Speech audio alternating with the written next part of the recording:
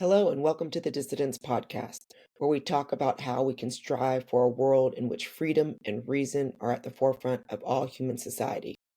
In 2022, Counterweight, the organization that Helen Pluckrose founded and that was absorbed into the Institute for Liberal Values, had a virtual conference on alternatives to diversity and inclusion. Starting in 2025, we will be rolling out one talk a month that was presented at the conference. We sit down with the original presenters throughout 2025 to see what has changed since 2022. With diversity, equity, and inclusion initiatives seemingly on the chopping block, we are curious to hear what our original participants are witnessing and experiencing on the ground. Is DEI really dead or just in remission? Are there healthy alternatives to DEI that we should consider, or do we throw the baby out with the bathwater and wipe our hands clean? What do you think? Share your thoughts in the comments. This month, Jennifer Richmond interviews Lyell Asher. In the update to his original talk on liberal approaches to diversity and inclusion, where he gave us suggestions on how to hack DEI, we explore what has changed since 2022. His methods of introducing complexity and nuance into DEI conversations remains a viable hack for DEI. But we note that the fervor for DEI training has subsided or maybe has gone underground. However, what has not changed much is the rise of the bureaucratic class in academia, responsible for implementing ideological pedagogy that maligns the pursuit of knowledge. Lyell Asher, welcome back to the Dissidents Podcast. It is great to see you again. As you know, you did your presentation for Counterweight in 2022, and you had called it Diversity Hacks. And I want to review a little bit of that, but we also have a podcast that we did with you even before then on your work on looking at ed schools and some of the problems and the issues with ed schools. So I want to touch on that today too. But this is kind of our redo, if you will, of your Counterweight presentation. So for our audience, Dr. Lyell Asher, professor at Lewis and Clark. And if you don't know him, we will give you some more details on some of his work that he's done, particularly his work on YouTube that does talk about ed schools, and that will be in our show notes. But Lyell, when you did the presentation on diversity hacks, you gave two really big hacks, and I'm going to try to kind of recreate them here. The first was that we have to acknowledge the interests and trade-offs in any D&I training system, and that there's complexity and nuance. And complexity and nuance is never really captured in DEI training. And you gave a really interesting example of Jamal, a Middle Eastern man who was Muslim and did not feel like it was okay to shake hands with a woman. And then gave several different scenarios of shaking hands with a woman, how a woman would take that, how Jamal took that, and the complexity of when we just say one situation is the right answer. There is not a right answer. And so much of diversity and equity and inclusion programming assumes that there is. The other thing that you talked about as the other hack was we really focused on racial microaggressions by Daryl Wing Sue, who wrote this original paper, which we will also link for our audience in this podcast. And the problem with these racial microaggressions is generalizations. And generalizations in D&I training are the rule, not the exception. And what generalizations end up doing is they actually promote stereotypes. So when you think of people not as an individual, but as a group, you're actually continuing stereotypes that are actually very damaging. And so with that, having that understanding of D&I and being able to address D&I in those ways without the generalizations, with complexity and nuance, that was the way you suggested that we hack D&I. The other thing, I wrote some notes down that I really loved, is you said the job of education is to entertain questions and how to live in a quandary, because that is what life is, messy. And I really love that. I thought that, again, I took that note down when we had our first presentation, and I took it again this time, kind of revisiting this. So my first question for you is, with these diversity hacks, this presentation that we'll put up at the same time as this podcast was in 2022. Yeah. What has changed? Would you add anything? Are there new concerns, or is there more optimism? Where are we? Where do you see we're at right now in 2025? Well, let's go back to the Jamal example, because the Jamal and Rachel example, remember Rachel objected to Jamal's refusal to shake her hand and visited the HR department. And the HR department in this scenario explained to her that Jamal was from a Muslim culture and that he was reluctant to shake her hand because she was not a member of his immediate family. And the summary judgment, if we could call it that, was that she should be okay with Jamal because he's from a different culture. And in the scenario, he was okay. This wasn't something, by the way, I made up, as I think I mentioned in my talk. It was a reproduction of a training session that I had gone through and that everybody in my college and that probably every faculty member across the United States had seen some version of.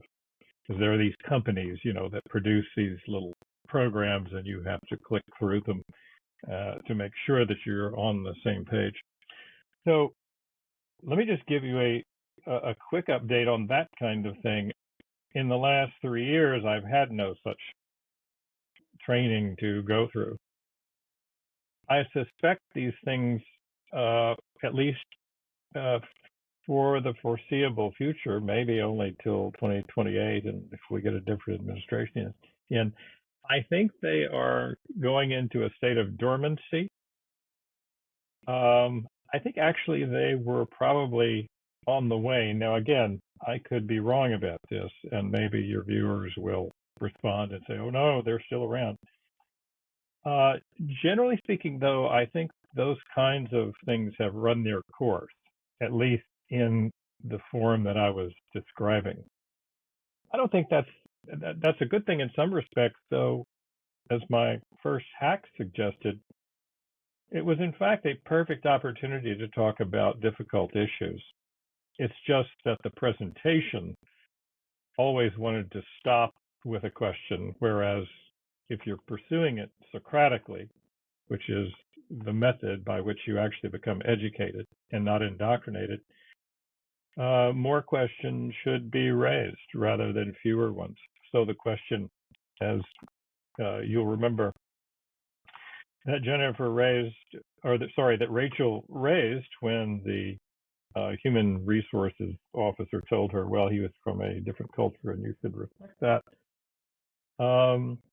The Rachel that I imagined, that was not in the program that I was required to watch, wasn't satisfied with that and said, well, what if he wouldn't shake my hand because I was gay? And what if he wasn't Muslim but just refused to shake my hand because I was a woman? How does religion factor into it? And what difference does it make whether it's a religious belief or just a personal belief? Why should we prefer one side in the equation and neglect the other? So all those questions are questions that, in fact, students are very eager to discuss. And I suppose,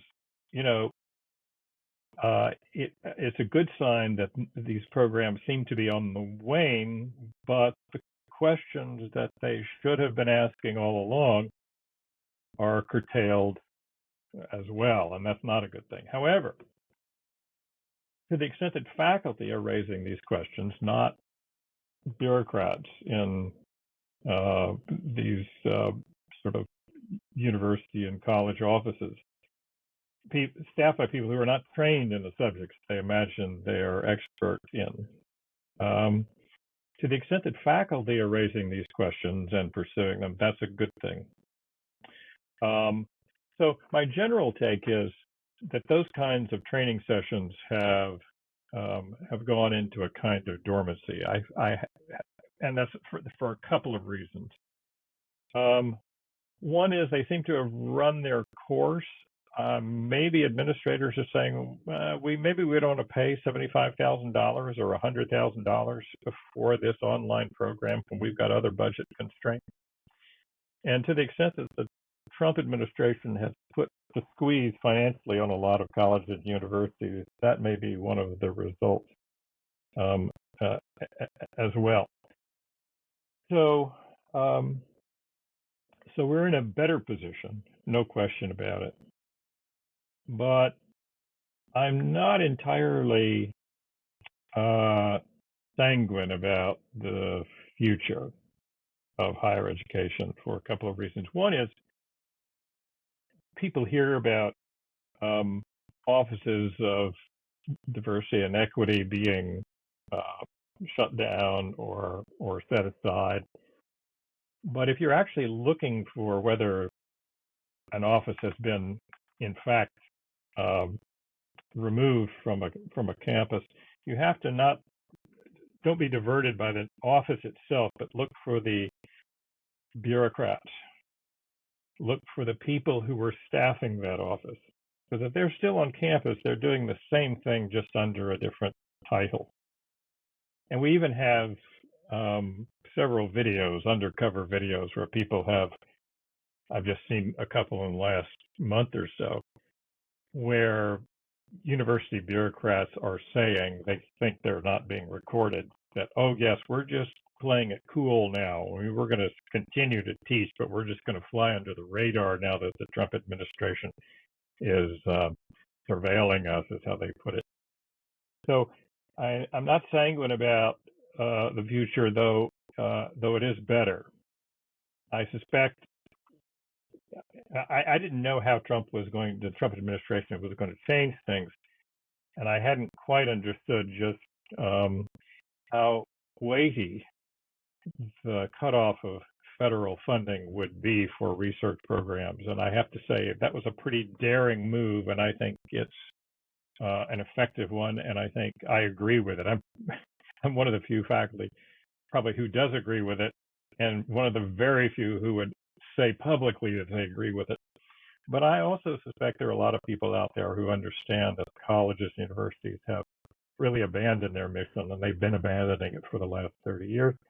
And they're happy to see someone at least trying to right the ship a little bit.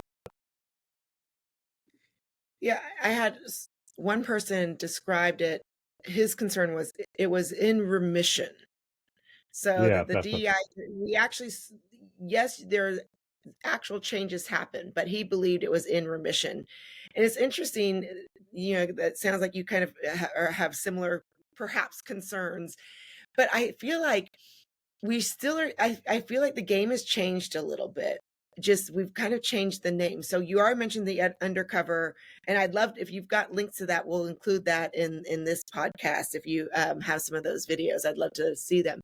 But I think what we're seeing is we're still seeing this neo-Marxist trend, right? That is a trend that's tied to DEI. It's, just another way to try to kind of rip at the fabric of society. And it just so happened at the time that DEI really exploded, that was the angle that this neo-Marxist ideology took. But where we see it playing out still today is in, we've been looking lately at these liberated ethnic studies. So it's still showing up in the curriculum.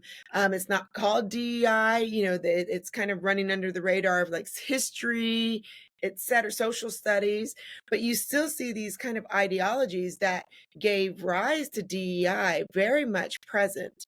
It's just a lot of, I think, people haven't caught on to the new ways that it's kind of showing up.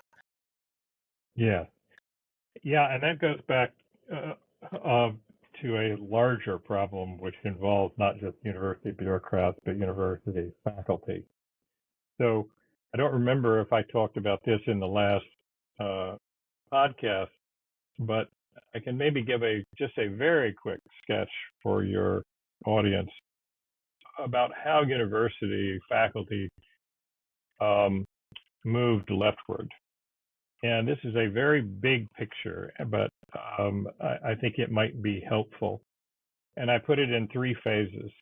The first phase is the 1920s and 30s, in which the Soviet revolution, or I should say the Russian Revolution, the Russian coup is a better way of describing it, in 1917, had a huge effect, and was surprisingly sort of favorably received by a good portion of people in the United States. I don't mean a majority necessarily, but among intellectuals, um, many consider the Russian Revolution to be, because they had read Marx, they were convinced by him, or at least they were recognizing in him a kind of fellow intellectual. They believed that the Russian Revolution was a signal of things to come. Of course, this received great amplification when the world economy began falling apart in the late 20s and the early 30s with the Great Depression. So that was the first big moment, and again, people have to realize just how bad the Depression was. I mean, my grandparents can talk about it. My parents can't quite. But it's easier to understand why people might have been sympathetic to something like a communist revolution if they put it in the context of the complete decimation of the United States economy and Western economies generally. So it received a huge boost then. So the second phase really comes in the Vietnam War. And the Vietnam War coincided with a demographic shift in the United States. Between 1965, there were around 4.5 million people going to college in the United States. And in 1975, there were 9.5 million, 10 million enrolled. So if you think about it, that's a doubling of students going to college in a decade. So if you think about it, it took basically 100 years to get up to 4.5 million, and then a single decade to get 9.5 to 10 million. Well, it just so happened, and it's a total coincidence, that that was the year, those were the years, that was the decade in which colleges and universities were energized by an anti-Vietnam War attitude. However one feels about the war, that fact is undeniable. Right. And sort of the radicalization of American college campuses came at exactly the same time that more and more people were going to college. What that meant was that the younger generation which was needed by the colleges and universities to become professors, because they had suddenly a lot of students that need to be taught. And by the way, the job market has been terrible since 1975, but before 1975, it was unbelievable. Jobs were all over the place because universities realized they had far more students than they'd anticipated and far fewer professors. So you had this whole wave of faculty who are now in their mid to late 80s, by the way. Most of them have retired, who staffed all the college and university positions, and most of them were radicals on the left, or at least they'd been exposed to it and they were comfortable with it. And what happens when you have college faculty who are on the left and they suddenly begin replacing all of the retired faculty? Well, they teach graduate students, and those graduate students then become professors. And there has been a constant concentration of leftist thinking in colleges and universities ever since. And it's gotten more and more extreme and exclusive and homogeneous, and it's going to continue to do that, unfortunately. So that's one thing that is not good. The final sort of phase in this is the 90s. And what happened in the 90s, colleges were still 20 years away in the future from having the largest set of undergraduates that they would ever have, and that would reach around 21 million undergraduates. And that happened in 2010. But nobody's thinking in 1990 of what's going to happen after 2010. They're thinking, oh my gosh, we have all these students coming in. We have nothing but, and this, by the way, there's a dot-com boom, so everybody was building, everybody was hiring new faculty, building new programs. And one of the things that happened, and this happened at my college, is they started thinking, we need to professionalize the administrative side of these schools. We don't want to burden faculty with having to become deans or work in dorms or do that. So we want to get a professional class of people doing it. And that's when the third, and I think maybe the most decisive and divisive phase of this leftward lean of colleges and university came to fruition. And that was the introduction of this bureaucratic class of people. And where did those people come from? They came from, of all places, education schools, which had previously been confined to teaching K through 12 teachers. And they were terrible at doing that. And it's why, one of the schizophrenic aspects of the United States was it had a great university system and a terrible K through 12 system. No one could figure this out. People come from Europe and they would say, I had a faculty friend who had a colleague who had come from Switzerland, I think. He was going to teach, and he said they were there for a year and they realized they were going to have to send their son back home because the American public education system, K through 12, was so terrible.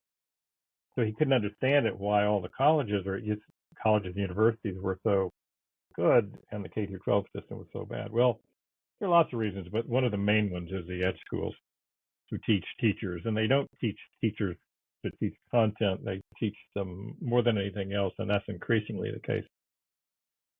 To teach, what they call social justice. Mm-hmm. Those bureaucrats moved in the 90s, and they continued to multiply.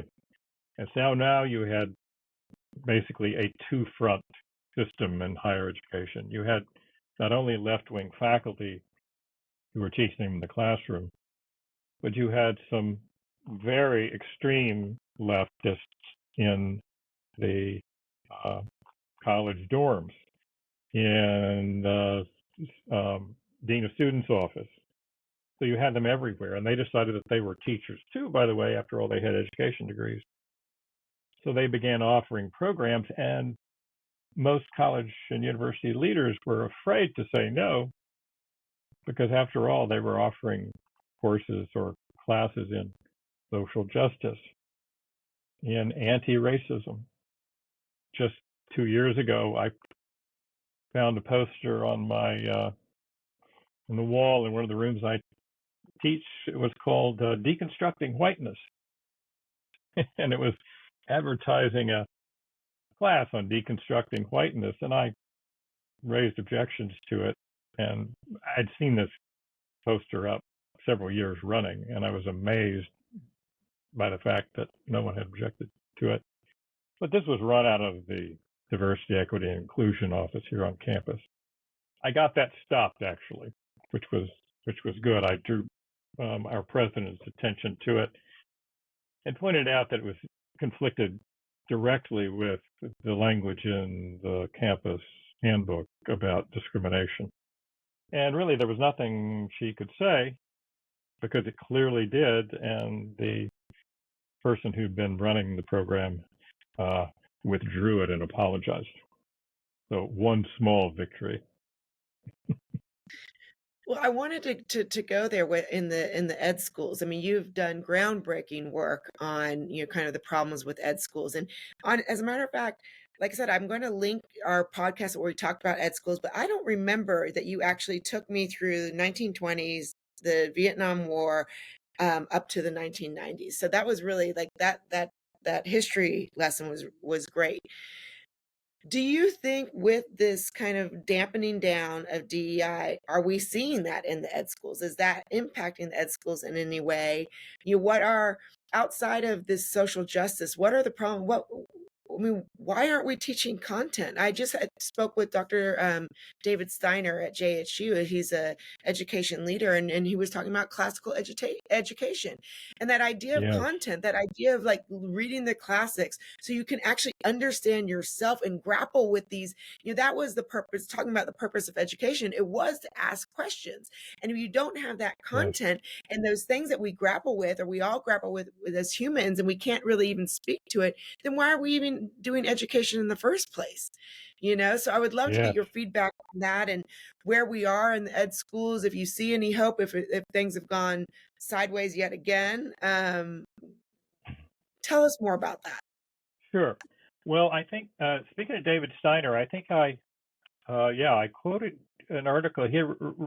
He and Suzanne Rosen, the authors of a very important article from I think 2004 or 5, and they looked at ed school curricula and they found out what ed schools were actually teaching, and they went to sort of the best ed schools, the most highly rated ed schools in the United States, and what they found was, of course, a strong leftist Marxist bent in the reading. They even found, and of course, this wasn't surprising to me because I had heard people at my own institution. We have an education school, a graduate school of education here, and I was shocked to hear people talk about education the way they did. They just assumed and acted as though everyone is on the same page, that they thought, well, actually education as it's understood, when you teach content, you're teaching the rudiments of complicity in capitalism and imperialism. And so they're in some ways anti-education. They're anti-content. And they've been profoundly influenced by, nut jobs like Paulo Freire, who was writing really about conditions in South America. And I think the ed schools are probably beyond hope right now. I don't see any way of breaking into them and changing them. The only thing that might change them is what's happening among in the states. I think people made maybe a little too much of the Trump's getting rid of the Department of Education. I'm very happy that he did so, but that isn't really going to solve the problem, because the fact is, most of what happens, and you know this very well, I'm sure, Jennifer, most of what happens in the states is governed by the states. The federal government does very little with K through 12 education. That's probably a good thing. So getting rid of the Department of Education won't do very much. I think Trump suggested, we're going to turn it over to the states. Well, the trouble is, it's already been turned over to the states. Right. And but the good side of that is this, that we can now look at test scores that each state every 2 years has to compile because of the state testing regimen. And so people can see what their state is doing. One of the shockers, for example, in the last decade is the rise of Mississippi, of all places, in reading and math scores. And that didn't happen by accident. It happened because they got rid of the whole language nonsense that was being taught in their education schools. And because of a grant from someone, and I can't remember exactly, could it have been Michael Dell? I could be wrong about that, but it was somebody who gave the state of Mississippi a huge sum of money, but it had a very strong string attached to it, which was that they were going to have to work on reading instruction that was phonically based, not whole language. But I mean, it's insane that we even have to talk about this, because we've known about the problems in the way K through 12 education or reading instruction has been taught, K through 4. since, the 40s. I mean, it's crazy. The book, Why Johnny Can't Read, written, I think, in 1954, was talking about the problem. They're not Yeah. receiving phonics instruction. So, but anyway, we'll take what we can get. So Mississippi went from, near the bottom to, they're typically in the top 10 right now for reading instruction. Where is Oregon, the most progressive, quote unquote, state in the union? It's constantly concerned about equity education, about the plight of poor people, the plight of minorities. Well, they're 47th or 48th. And why is that? Not because they have bad intentions. They have Right. bad teaching methods. And if you actually look at the ed schools, which you can actually do because of I think I mentioned it maybe in our first podcast, this organization called the National Council for Teacher Quality.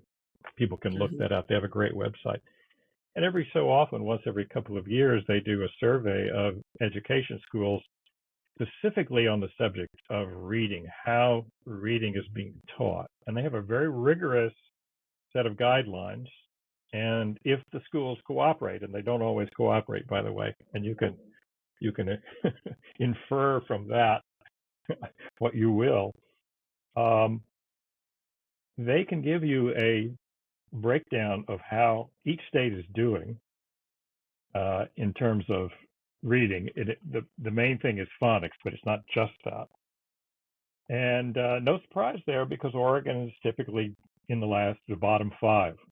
So bottom 5 when it comes to how teachers are taught to teach reading results in the bottom 5 results in student achievement where reading is concerned. And that's the great state of Oregon.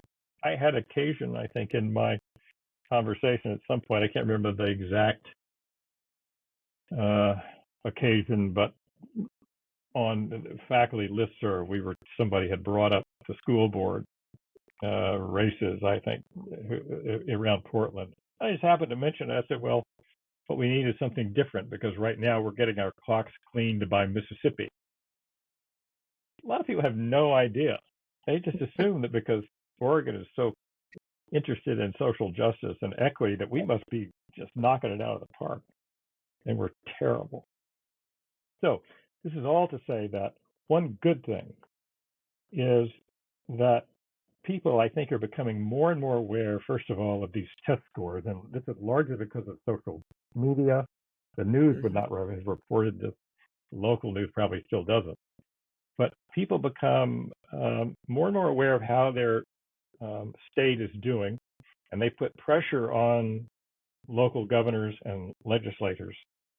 So that's a very good thing. How fast that will move, I don't know. You would think it would be simple, but I see no evidence in the state of Oregon, for example, that there is a groundswell to try to say we need to do something about the way we teach reading and about the way we teach math, because we can't go any further. We're at the very bottom of the barrel, and we can only dig at this point. So there are these states, and Oregon is one of them. California is probably another one, that are simply irredeemable at this point. I don't know what will have to happen before they change their tune. So with that, I've got 2 big questions out of that. I want to go back to this idea that teaching content, and I know, like, we've talked about Paulo Freire before, and I know Paulo Freire is kind of the Bible, and Howard Zinn are the Bible in ed schools, and that's part of the problem. And I can put links to many of our podcasts on Freire if people need to aren't familiar, but this idea of Marxism, and what I really was saying, how Marxism was, I think, the seed to DEI. It's now the seed to ethnic studies. I think it's the seed to what we're the spiraling scores that we're seeing in schools. But you said content really means like teaching capitalism and imperialism. And for some of us who or some people who might not really understand exactly, can you clarify a little bit more why the idea of teaching content, teaching classics to some people translates into a teaching of like these insidious ideas of capitalism and imperialism? Like, how are those two things even go together? Yes. Well, their idea is that what we call knowledge is produced. The trouble with all these things is there's a certain sense in which what they say is true. There's a grain of truth in all this. It sometimes much more than a grain of truth. But Marx's idea was that, to put it in a nutshell, one of the ideas he had was that capitalism was primarily, though not obviously, interested in reproducing itself. And the way it reproduced itself was, one of the ways it reproduced itself was by constructing what is called knowledge. But knowledge is little more for, and this is mostly for the neo-Marxists, and especially for people like Gramsci, and Gramsci there, the Italian Marxist. Knowledge was, for most of them, already ideologically compromised. So what people were taught to believe, there was no neutral knowledge for them. Everything was in a context, and that context was either producing people who were going to be counter-revolutionary, or they were going to be revolutionaries. And so the idea was you have to produce new knowledge. There's another way of saying you have to teach students to have different narratives. And the narratives you want them to have are one in which emphasizes the exploitation of classes. This was Marx's original idea, in which the classes are at war with one another, and the ruling class is always, in every aspect of its existence, trying to curtail anything that looks like a threat to their power. Now, one of the problems was, and this is where people like Herbert Marcuse come in, one of the problems was that people seemed in the 40s and 50s to be not at all revolutionary. They seemed to want, in fact, seemed to crave not revolution, but better lives. They actually liked capitalism, and they just wanted more of it. They just wanted more of what capitalism produced. So one of the things that happened in the 50s and 60s was this concern that people weren't becoming dissatisfied, they were actually becoming more and more satisfied. And so this is where the turn from class to race comes in. One of the things that Herbert Marcuse emphasized was we need to find people who still have some dissatisfaction, and we want to make them more dissatisfied. Wow. And this is why dividing people and breaking norms and doing everything you can to make norms look ridiculous is, and again, I don't suggest that people actually have this in mind, individuals, but they're part of a movement which knows more than they do very often. Right. That's what so much of this is about. So the object is to make people dissatisfied. Again, nothing in the abstract wrong with making people dissatisfied. Necessarily, one ought to be dissatisfied, otherwise you're never going to grow. But it's taken to such an extent by certain people on the left, and especially academics, and especially people in ed schools, that it becomes like an autoimmune disease in the body politic. So that it's really getting at the fabric of civilization at this point. And we came very close, in especially we were closer than close in a place like Portland, where it really looked like for a couple of years, starting in 2020, that the city government was going to lose entirely all of its control over certain aspects of the population. The city has never really recovered. We went from, and I'm just mentioning this to give you an idea about where a lot of these people hope that it will go. George Floyd was just a pretext. George Floyd was a pretext for what they hoped would be a revolutionary praxis in one city. That sounds insane, I know, but it's not insane to these people. And honestly, living here, you really didn't know how things were going to go. The gun sales exploded in the city of Portland. Uh, I am, in fact, bought 3 myself, simply because it's not paranoid. It's simply because there you could call 911 and you might wait 5 hours. Yeah. So Yeah. no one knew. Something No like one. that. You simply could not depend on the police Right. being available to you. So, and that happened just in 2 or probably 2 or 3 months. You went from a fairly stable city to absolute mayhem, and that went on for 120 days in Portland. Well, a lot of people thought, aha, see, this is the beginning. And I'm here talking about the radicals.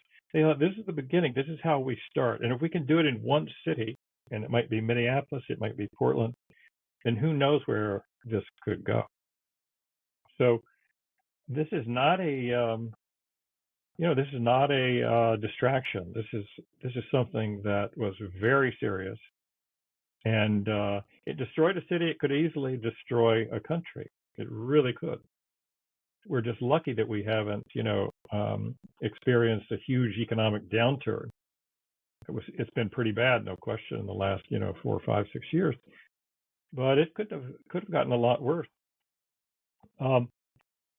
So sorry, I think I strayed from your original question, but the question, I think going back to knowledge. What they assume, and they want people to believe, basically, is that knowledge, and they put it in scare quotes, is just a reinforcement of current values. Now, if you're okay with current values, or you say, Right. I like current values, I'm not saying we don't need to reform them, but I'm okay with current values, then that's fine. But it's not fine with them. They have a longing for it, to quote a title from the political philosopher Bernard Yack, the longing for total revolution. That's a great book, by the way. Bernard Yack is his name, Y-A-C-K, The Longing for Total Revolution. He was a history of this longing. And and this is sort of central to the ed school's mission. Again, not everybody who graduates from an ed school believes that, but they get a pretty strong dose of those ideas. So they will dismiss knowledge as, and there are all sorts of terms they use to dismiss it. And by the way, I'll give you another book title. Maybe I mentioned it before, by E.D. Hirsch, the great E.D. Hirsch, who I think is in mid to late 90s at this point. But he wrote a book called The Schools We Need and Why We Don't Have Them. And he does the reader a big favor. He has a sort of a glossary in the back of that book of all the terms that are used in ed schools and ed school circles. And he has a whole list of terms that they use to dismiss knowledge. And and you'll hear it, they'll call rote learning, memorization of facts, et cetera, as if that's what knowledge is. And what Hirsch has been devoting probably the last 30 years, 40 years of his life to. He was an English professor at University of Virginia before he retired. Is to show actually that what we call knowledge is like learning a vocabulary. It doesn't create static people any more than learning how to read music creates a static musician. Right. You go to any great jazz improvisational school, you have to know how to read music. You learn the basics. I mean, if you look at anybody who has been a great jazz improviser, we might say a great jazz reformer, because they're always reforming when they're improvising. A jazz revolutionary. They didn't get there by knowing nothing. They got there by knowing something. So though Hirsch is often dismissed as a, retrograde, regressive conservative, he's nothing of the sort. He realizes, I think, that real knowledge only happens, new knowledge only happens on the basis of old knowledge. And even if we're not talking about revolutionary knowledge, we're talking about making it, allowing students to make their way in a world to become not only workers, but citizens. And to be a citizen, you have to be informed. And to be informed, you have to know things. And there's no substitute for having, and we say, I say facts. Already it makes me uneasy when I say just a huge body of facts. But to enter into a conversation, let's say, about Israel and Palestine, there is an enormous amount you have to know about the history. There's an enormous amount you have to know to be able to listen critically to someone on either side. Because if you only hear one side and you don't know the other side, you're easily persuaded, whichever side that happens to be. There are things you simply have to know. Now, you don't have to memorize them, but you have to become acquainted with things. Now, we know this in our everyday lives. No one can fix a car without knowing an enormous amount about how an engine works. I don't think anybody would dismiss that as rote memorization. No. When I say spark plug, when I say naturally aspirated engine, I need to know what those things are. I can't have conversations with people. Well, exactly the same thing holds true for anything else. I mean, we're going over obvious points, but unfortunately, these obvious points have to be made when you're dealing with, unfortunately, people who are in ed schools. Right. I mean, it never ceases to amaze me that knowledge has become kind of, a negative thing to strive for. So that leads me to another question. I mean, what to do about ed schools? I mean, should we just, and I've had some people make this suggestion, and I think it's a really good suggestion. And I think actually even Dr. Steiner kind of alluded to this, is instead of having these ed schools, have people who are passionate about what it is that they're studying, not necessarily passionate about kids. And Yes. he made this, it was an interesting observation that if you go to a lot of places in Europe and you ask, why are you a teacher? They're like, well, I love math or I love science or whatever. Yes. And you come to the United States, like, well, I love kids, right? And he's like, it's not that, of course, you should love people if you're going to be teaching people, but, Yes. we kind of this ed school, they're not really being taught a skill, or they're not really following a passion per se outside of wanting to be a teacher necessarily. Yes. I mean, I'm making generalizations, so my apologies there. But from what I've heard from ed schools is they've become more and more insular around these kind of ideologies and pedagogies, more than actually like saying, oh, I want to teach science because I love science. And one of the more recent suggestions for me in replace of ed schools is to have people who have a master's in science, who have a master's in, whatever, love science, want to share their knowledge. And you don't have to go through the kind of the tediousness of getting just this ed school degree. Yes. But if you are already, there might be certain steps that you need to take to make sure that you're actually a good teacher and you can actually Yes. speak to a classroom of kids, Yes. Sure. I mean, I get that. But the ideology and the pedagogy now that surrounds ed schools is what's been really damaging. And so the suggestion was doing away with ed schools and really focusing on people who love what they do and want to share that knowledge, as kind of creating a new cadre of educators, if you will. What do you think about that? And do you have any other ideas on how we do it, how we change this? No, I think that's exactly right. You have to have people who are passionate about a subject, not, as you say, passionate about kids or I want to teach kids. Obviously, that should be there too. But more than anything else, a passion for the subject matter. And of course, it's true that just having a passion for the subject matter doesn't necessarily mean you're going to be a good teacher. And so there are ways in which one could construct programs that would help, for example, somebody who's passionate about math convey what needs to be taught to, a fourth grader or a fifth grader or in high school or in junior high. So I think an ed school, let's do away with the term. You can imagine an undergraduate deciding at, maybe as a junior, hey, I like math. Maybe I don't want to teach at the college level because the jobs are so scarce, but I would like to teach in a high school or a junior high. So how do I go about doing that? I can imagine a program even at the undergraduate level in which you took one or two classes, maybe three classes, which would work you into how to apply what you've learned as a, upper level math student to teaching math to young people. And if we thought of it, say about nursing schools, see, one of the problems with ed schools is it's never known what it was. Ed schools don't know what they are. And you can understand the problem. Say, look, what are we?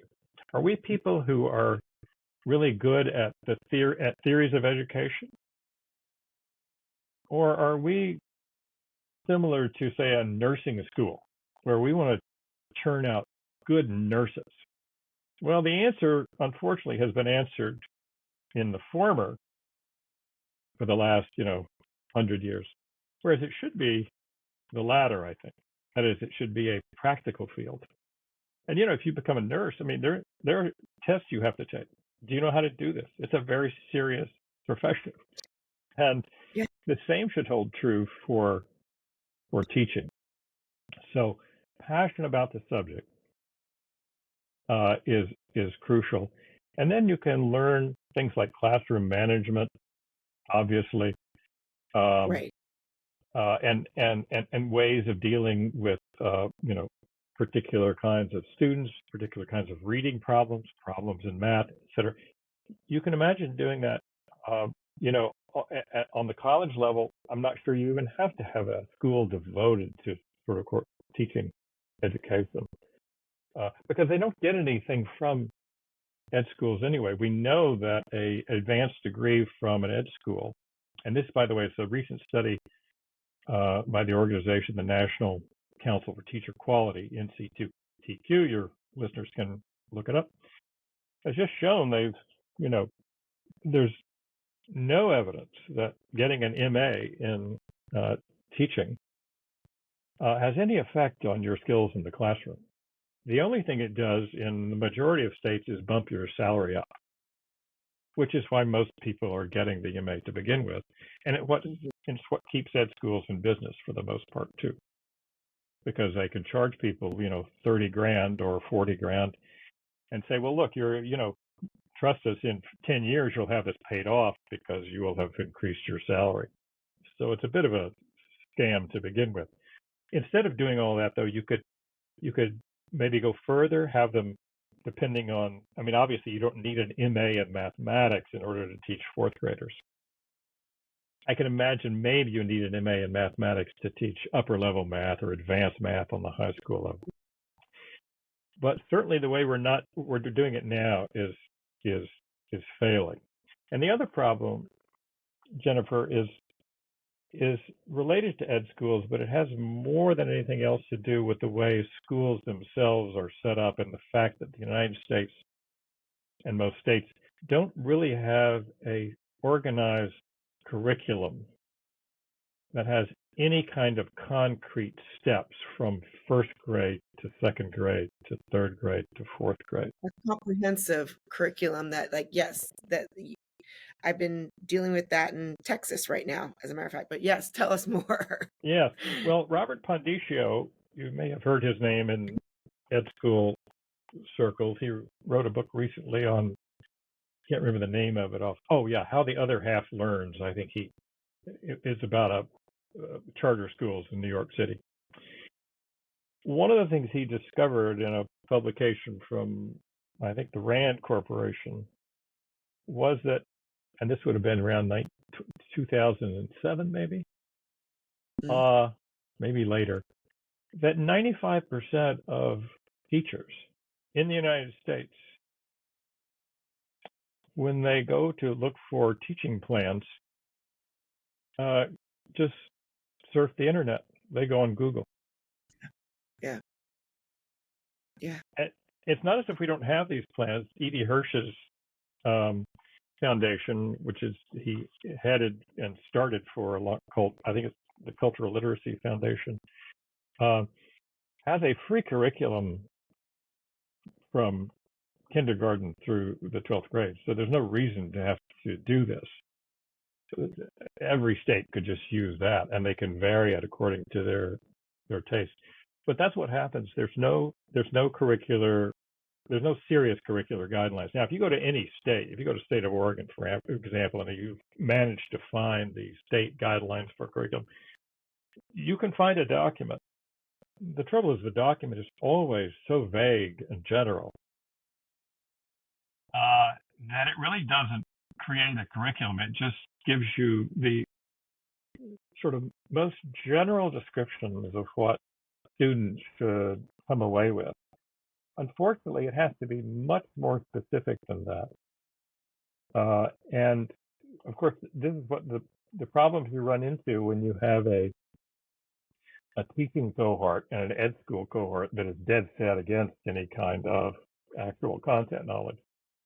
The states have a really difficult time passing any kind of curricular reform that would actually change American education, and it's because of this refusal and this reluctance, at least, to establish any clear, concrete guidelines about content. And until that problem is solved, right. You can do away with ed schools all you want, but and that will help a little bit, but it won't solve the larger problem, which is that no fifth grade teacher knows for sure what these students were taught in the fourth grade. And that goes right up through 8th, 9th, and 10th grade. Well, as a college teacher, we see the results of this. You can't depend on your students knowing anything. Some students who have gone to good schools will have read novels. They maybe have read a Shakespeare play or two, but you don't know that. And so what you have to do is teach on the assumption that nobody has read anything. And that's one of the problems with universities, is that you spend 2 years or 3 years, maybe now 4 years, doing remedial work that high schools have not done. That is really interesting. I mean, I kind of jumped in and said I'm seeing this in some of the conversations I'm having in Texas on having a comprehensive curricula, but I didn't realize how critical that was. And like you said, we can do away with ed schools, but I mean, there's so many, we've got to kind of rebuild everything from the ground up. I mean, starting with the curricula, the comprehensive curricula, maybe doing away with ed schools. I mean, there's just so many. It's hard to keep track. Yes. By the way, when I want to mention another book by E.D. Hirsch, a later book which he wrote, I think, when he was 90 years old, called.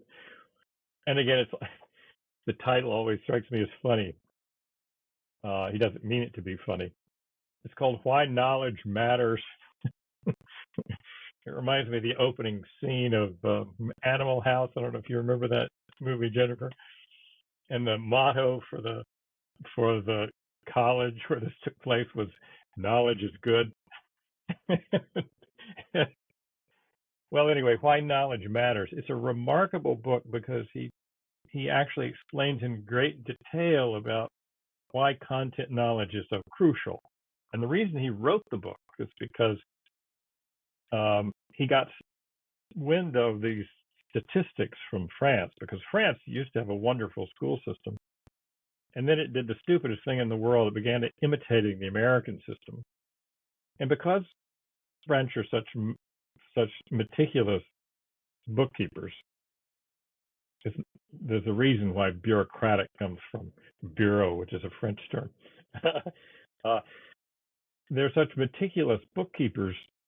Hirsch shows exactly what happens when you do away with content knowledge. And he says, and I have the proof right here in this French education system over 20 years from 1990 to 2010. And he wrote the book in 2015. It's a delightful book to read in a way, too, because he makes things so clear.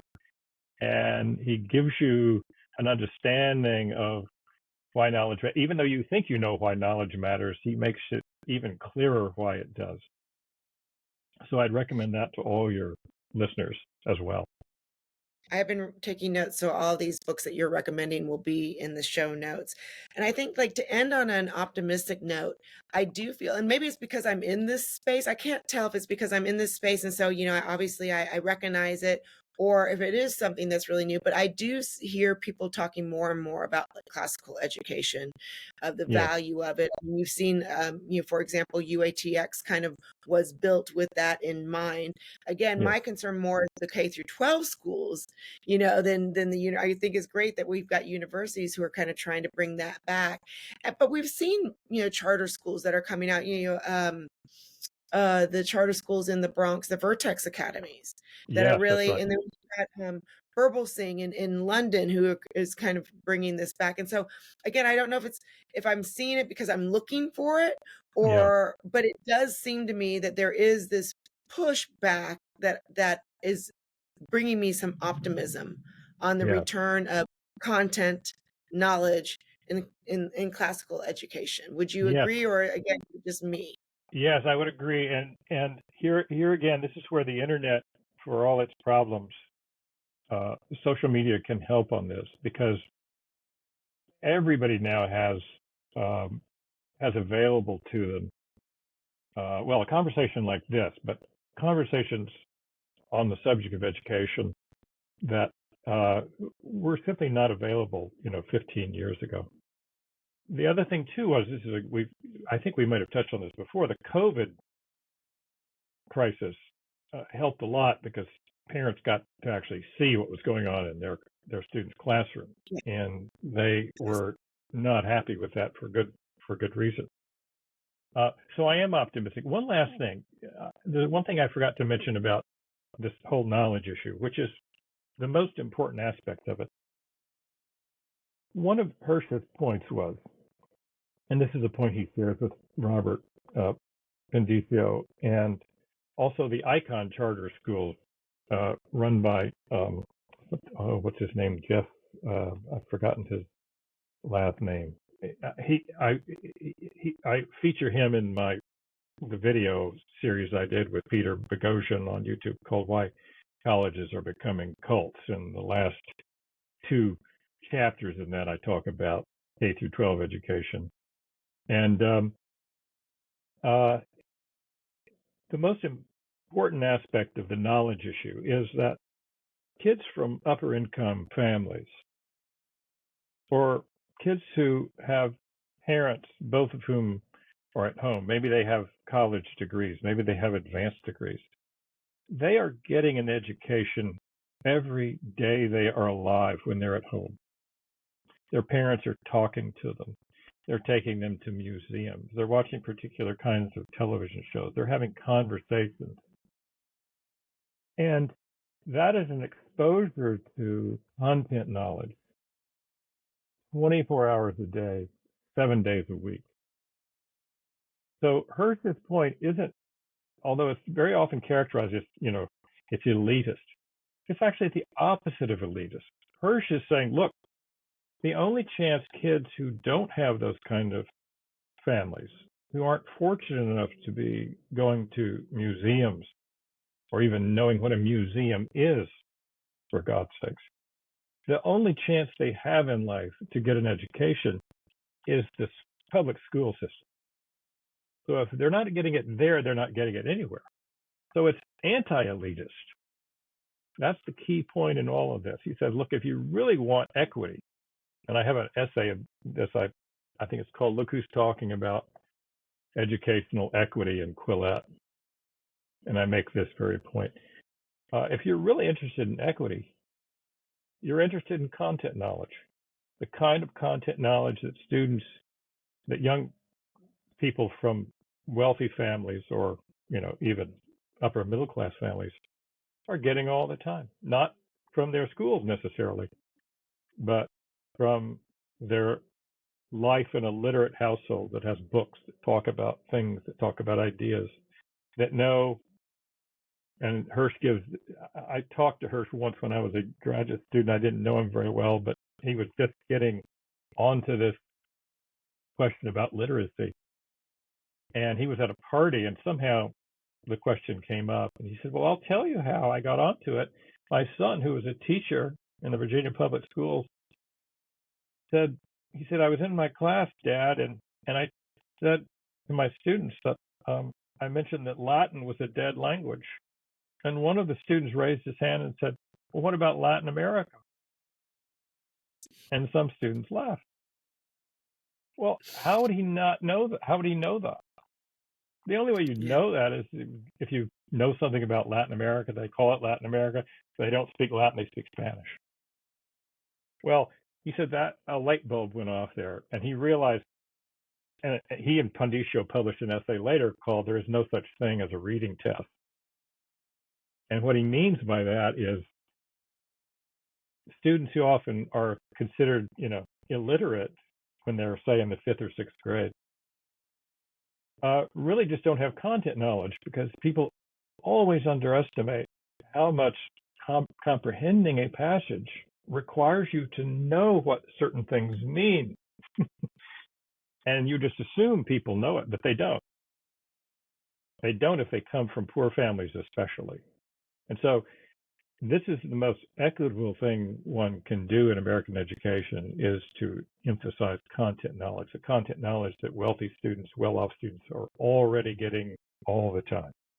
So anyway, I just wanted to mention that because I haven't talked about this in a while, and I wanted to touch on that because that's in some ways the most crucial aspect of this whole question. Oh, that's so incredibly important. I'm glad that you did. And as always, I mean, I've learned so much in this conversation. I've been taking notes, so I will be adding all of this for our audience also in the show notes. Lyell, thank you so much for taking your time, for updating us, and I look forward to many more conversations. Thank you, Jennifer. It was a pleasure as always. Thank you for listening. Please consider donating to the Institute for Liberal Values, a 501c3 nonprofit organization, at ilvalues.org. All donations go to support our continued programming to realize our mission to provide the skills and support required to build community where there has been division, to encourage free expression where there has been censorship, and to foster optimism where there is fear.